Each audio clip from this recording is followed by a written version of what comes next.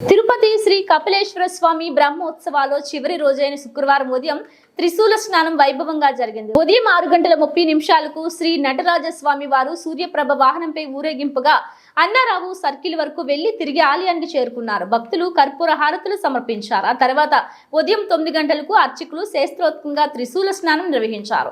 శ్రీ కపిలేశ్వర స్వామి వారి ఆయుధమైన త్రిశూలానికి స్నపన తిరుమంజనం నిర్వహించి శాంతి చేకూర్చారు. పూర్ణాహుతి, కలశోద్వాససం, మూలవర్లకు కలశాభిషేకం నిర్వహించారు. ఈ సందర్భంగా అంకురార్పణతో ప్రారంభించి ధ్వజారోహణం, వాహన సేవలు, అనేక విధాలైన అభిషేకాలు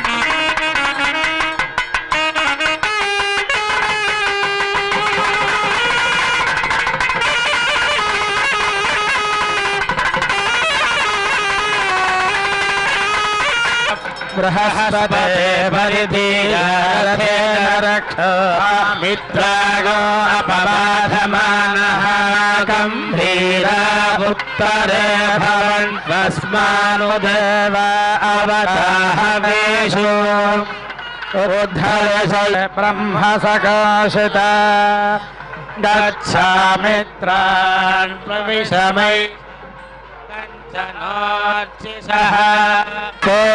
చంద్రమసౌధాత యథా పూర్వమకల్పయత్ దివంత పృథివీంచాంతరిక్షమథో శుభః యపృథివ్యః ఏష భూతస్య మధ్యే భువనస్య గోప్తా ఏష పుణ్యకృతాన్ లోకానేష భూత్వారహిరణ్మయాః యావా పృథివీ స్వాహా అకార్యకార్యవకీర్ణే స్థేన భ్రూణః గురుతల్పగః